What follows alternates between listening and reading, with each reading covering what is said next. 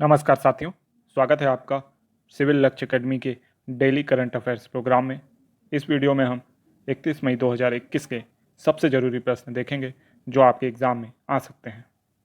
तो शुरू करते हैं 31 मई के सबसे ज़रूरी प्रश्न। पहला क्वेश्चन है, झींगुर की नई प्रजाति जयंती किस राज्य में खोजी गई है? तो इसका सही जवाब है छत्तीसगढ़। ठीक है, तो छत्तीसगढ़ में झींगुर की नई प्रजाति खोजी गई है जिसका नाम रखा गया है जयंती।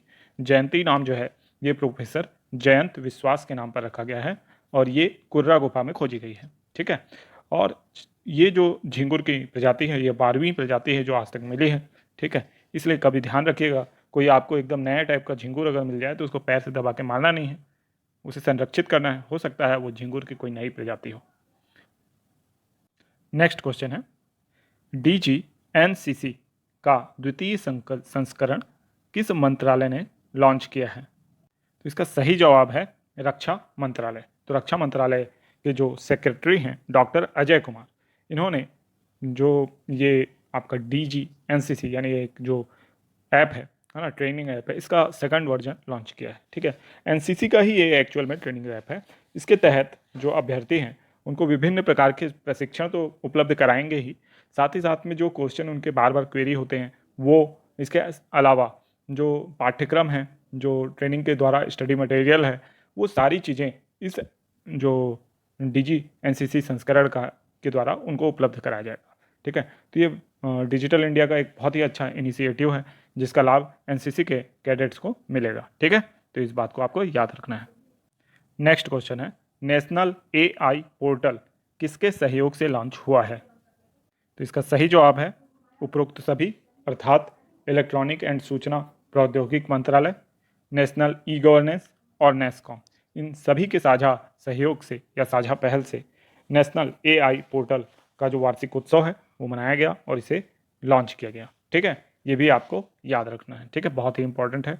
बदलते परिवेश के आधार पे जो नई चुनौतियां हैं और नए अवसर हैं उनको भुनाने का प्रयास है। ठीक है, नेक्स्ट क्वेश्चन है, world neglected tropical disease day कब मनाया जाएगा? तो इसका सही जवाब है 30 जनवरी को। ठीक है, तो world neglected tropical disease day जो है वो 30 जनवरी को मनाया जाएगा। अब ये जो ट्रॉपिकल एरिया है ना, ट्रॉपिकल एरिया क्या होता है? मान लीजिए कि ये पृथ्वी है ना। अब पृथ्वी में 3 प्रमुख जो काल्पनिक रेखा हैं वो कौन कौन सी हैं? एक तो हमारी ये मान लीजिए विषुवत रेखा है, दूसरी ये उत्तरी गोलार्ध में कर्क रेखा अक्षांश रेखा जो है, और दक्षिणी गोलार्ध में कौन सी है? मकर रेखा। ठीक है, जस्ट समझाने के लिए आपको बना रहा हूँ। तो इन तीनों के बीच का जो एरिया है ये कहलाता है ट्रॉपिकल, है ना, ट्रॉपिकल एरिया। ठीक है, तो मतलब 23.5 डिग्री उत्तरी अक्षांश से लेकर 23.5 डिग्री दक्षिणी अक्षांश के बीच का जो क्षेत्र है वो ट्रॉपिकल एरिया कहलाता है। तो यहाँ पे पाई जाने वाली जो डिजीज़ है यानी बीमारियाँ हैं, उनके लिए अवेयरनेस फैलाने के लिए यह डे मनाया जाता है। ठीक है, और इसे विश्व स्वास्थ्य सभा द्वारा इसे घोषित किया गया है। ठीक है, ये हाल ही में घोषित किया गया है और NTD दिवस के नाम से यानी नेग्लेक्टेड ट्रॉपिकल डिजीज़ के नाम से इस दिवस को मनाया जाएगा। अब इसमें कौन कौन सी बीमारी आती है आप ये पूछ सकते हैं। तो जैसे स्लीपिंग सिकनेस हो गया, उभासिया हो गया, ठीक है, हिचकी आ जाना अचानक से बढ़ जाती हैं, ऐसी डिजीज़ जो जिनको अवॉइड कर दिया जाता है जनरली। फंगल डिजीज़ हो गई, विभिन्न तरीके के ट्रॉपिकल एरिया में बहुत ज़्यादा फंगस लगते हैं।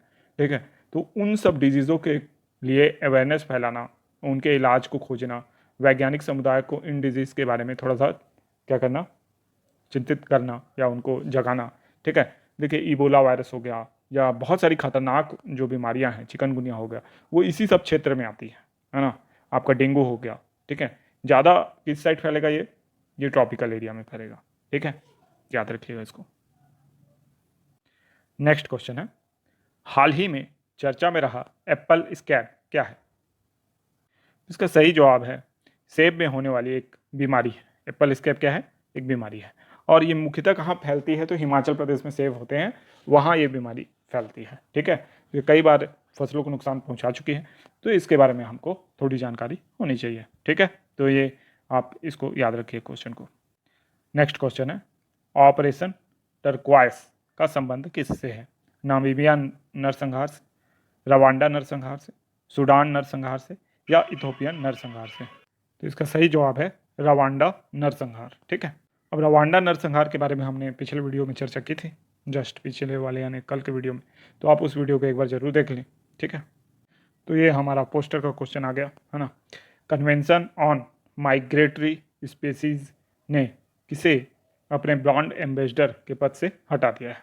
तो फोटो तो आप देख ही लिए होंगे और आप पहचानते होंगे इन व्यक्ति को। तो ये हैं रणदीप हुड्डा, जो कि एक बॉलीवुड के अभिनेता हैं। इनको इनके किसी पुराने ट्वीट के लिए, जो कि इन्होंने मायावती के ऊपर डिसरिस्पेक्टफुली किया हुआ था, उसके कारण इन्हें इससे हटा दिया गया है, ठीक है, ब्रांड एम्बेसडर से। हालांकि इनका जो कार्यकाल था वो 2020 से शुरू हुआ था, 2023 तक चलना था, 3 साल का कार्यकाल था, लेकिन अब इन्हें पहले ही इस पद से हटा दिया गया। नेक्स्ट क्वेश्चन है, वर्ल्ड नो टोबैगो डे कब मनाया जाता है।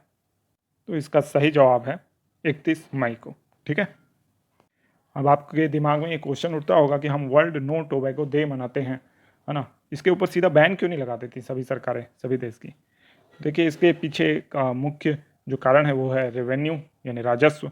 जो तंबाकू और तंबाकू के उत्पाद हैं उन पर सरकार भारी मात्रा में टैक्स लगाती है, ठीक है, उनको हतोत्साहित करने के उद्देश्य से, लेकिन उनको पूर्णतः प्रतिबंधित नहीं करती है, ठीक है। इससे इन्हें रेवेन्यू मिलता है बहुत सारी, जैसे कि सिगरेट हो गया या बाकी चीज़ें हो गई, तो उसको बेचने से काफ़ी रेवेन्यू सरकार को मिलता है, ठीक है। अगर ये इनका व्यवसाय होगा, लोग इनका सेवन करेंगे, तो क्योंकि ये ऐसी चीज़ें हैं कि रोज़ इनका सेवन होता है, ठीक है, रोज़ उपभोग होता है, ठीक है, तो सरकार को ज़्यादा मात्रा में टैक्स मिलता है।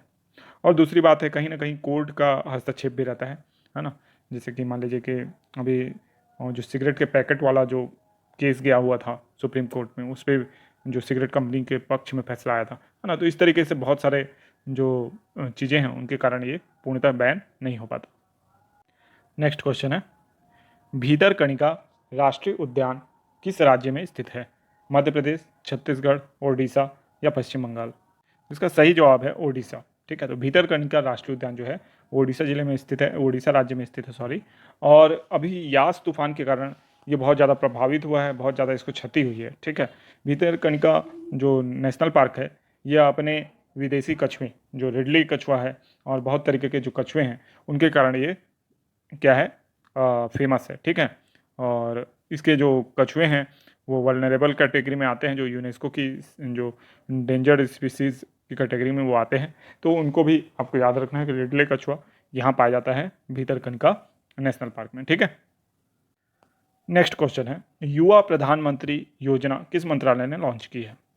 तो इसका सही जवाब है शिक्षा मंत्रालय, ठीक है। तो शिक्षा मंत्रालय ने, यानी एजुकेशनल मिनिस्ट्री ने इसे लॉन्च किया है, और ये मुख्यतः यूथ के लिए 30 वर्ष से कम आयु के जो भी युवा हैं, वो अगर अच्छा लेखन कार्य कर लेते हैं, कुछ पेंटिंग वगैरह अच्छी बना लेते हैं, या इस तरीके के इंटेलेक्चुअल वर्क वो कर लेते हैं, क्रिएटिव वर्क कर लेते हैं, तो उनके लिए क्या होगा, ये इस योजना के तहत उनको पुरस्कृत किया जाएगा, उनको प्रोत्साहित किया जाएगा।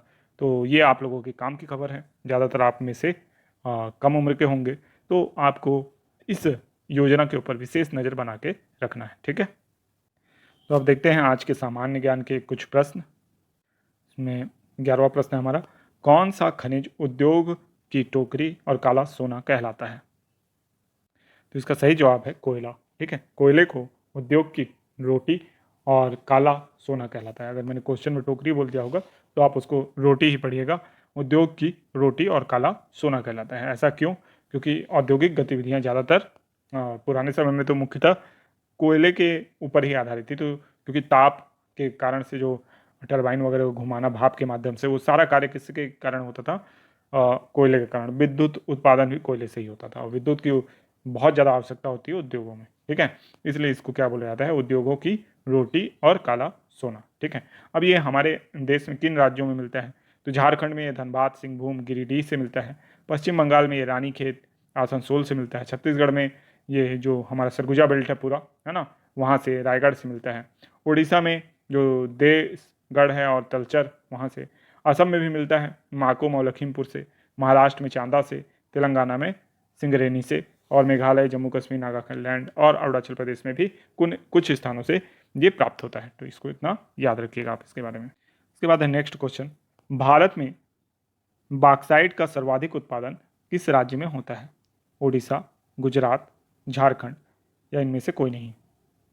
इसका सही जवाब है ओडिशा, देखिए, उड़ीसा, गुजरात और झारखंड ये क्रमशः 3 बड़े उत्पादक राज्य हैं बॉक्साइट के। और बॉक्साइट का जो उत्पादन होता है, बॉक्साइट किस काम में आता है? तो बॉक्साइट एक्चुअल में अयस्क है किसका? एल्यूमिनियम का। ठीक है, तो इससे एल्युमिनियम निकाल लिया जाता है और एल्युमिनियम का उपयोग तो हर क्षेत्र में होता है, रक्षा के क्षेत्र में बहुत ज़्यादा होता है। ठीक है, तो इतना आपको याद रखना है इस क्वेश्चन से। ठीक है, अब चलते हैं हम रिवीजन प्रश्न की ओर।